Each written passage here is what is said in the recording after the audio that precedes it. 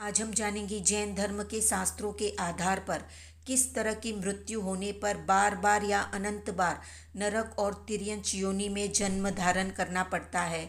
यानी जीवन जितना महत्वपूर्ण है उतना ही महत्वपूर्ण है मरण। अगर मरण सही रूप में नहीं होता है तो वो और संसार को बढ़ाने वाला और खतरनाक योनियों में ले जाने वाला बन जाता है। तो जीवन और मृत्यु दोनों का सही होना जरूरी है आने वाले जीवन के लिए।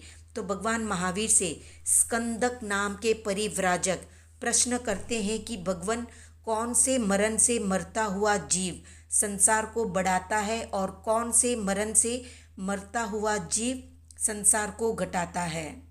तो भगवान महावीर इसका जवाब देते हैं कि मरण दो प्रकार का होता है, बाल मरण और पंडित मरण। बाल मरण के 12 प्रकार होते हैं।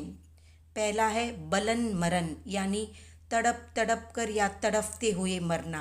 दूसरा है वशार्त मरण, यानी पराधीनता पूर्वक मरना।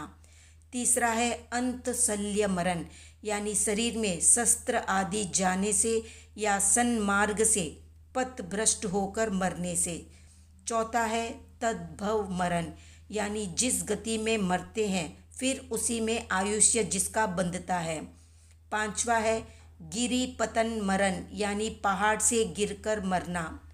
छठा है तरु पतन मरण, यानी वृक्ष आदि से नीचे गिरकर मरना। सातवां है जल प्रवेश मरण, यानी पानी में डूबकर मरना। आठवां है ज्वलन प्रवेश मरण, यानी अग्नि में गिरकर मरना। नवा है विष भक्षण मरण, यानी जहर आदि प्राण घातक पदार्थों को खाकर मरना। 10वां है सस्राव पाटन मरण, यानी छुरी तलवार आदि शस्त्र द्वारा होने वाला मरण। 11वां है वैहानस मरण, यानी फांसी लगाकर मरना। 12वां है गृध्र पृष्ठ मरण, यानी गिद्ध आदि पक्षियों द्वारा खाया जाने पर होने वाला मरण। तो इन 12 प्रकार के बाल मरण से मरने वाले जीव का संसार बढ़ता है और वो बहुत काल तक नरक और तिर्यंच आदि योनियों में परिभ्रमण करता है। आगे भगवान पंडित मरण के बारे में बताते हुए कहते हैं कि पंडित मरण 2 प्रकार का होता है, पादोपगमन और भत्त प्रत्याख्यान।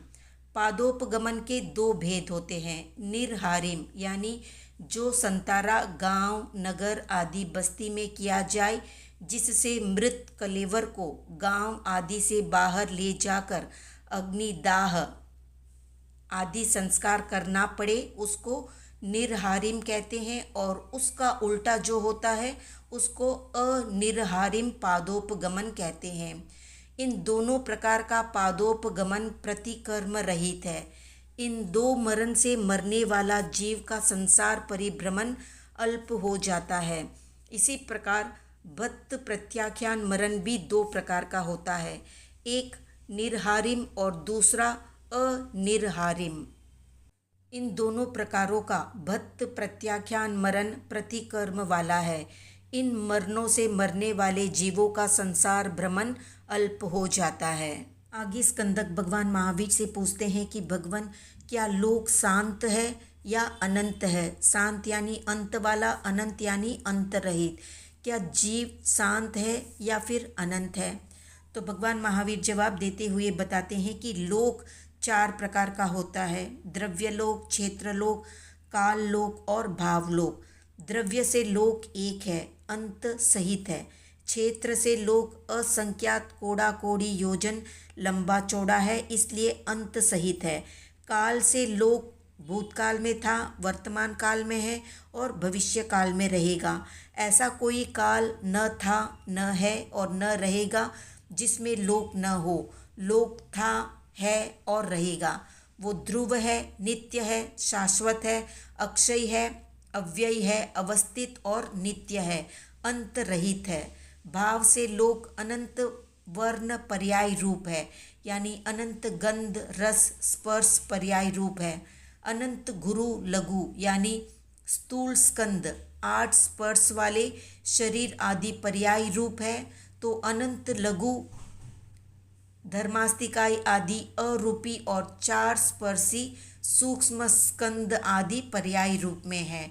इसी प्रकार जीव अनंत होते हुए भी प्रत्येक जीव अपने अपने द्रव्य की अपेक्षा शांत, सभी समान रूप से असंख्य प्रदेश वाले और असंख्य प्रदेशावगाढ़ है। इस प्रकार जीव अंत सहित है।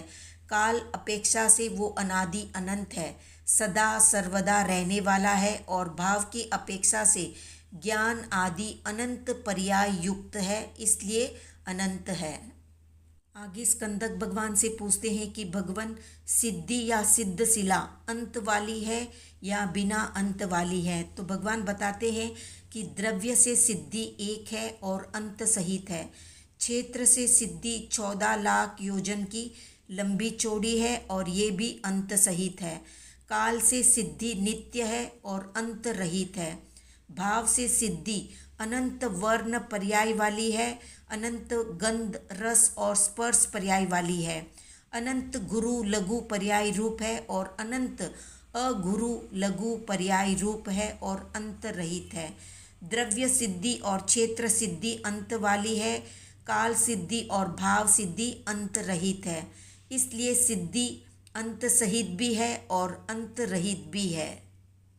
आगे स्कंदक भगवान से पूछते हैं कि भगवान सिद्ध अंत वाला है या बिना अंत वाला है।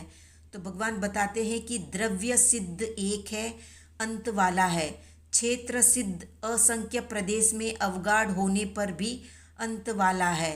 काल सिद्ध आदि वाला तो है पर बिना अंत वाला है। भाव सिद्ध ज्ञान दर्शन पर्याय रूप है और उसका कोई अंत नहीं है। तो ये थी संक्षिप्त जानकारी सिद्धि, मरण और लोक से संबंधित। आज का प्रश्न है, भगवान महावीर के प्रमुख शिष्य गौतम ने भगवान महावीर से कितने प्रश्न पूछे थे, कमेंट में बताएं। और वे सारे प्रश्न कौन से आगम में संकलित हैं ये भी बताएं। वीडियो पसंद आया तो लाइक शेयर सब्सक्राइब करें।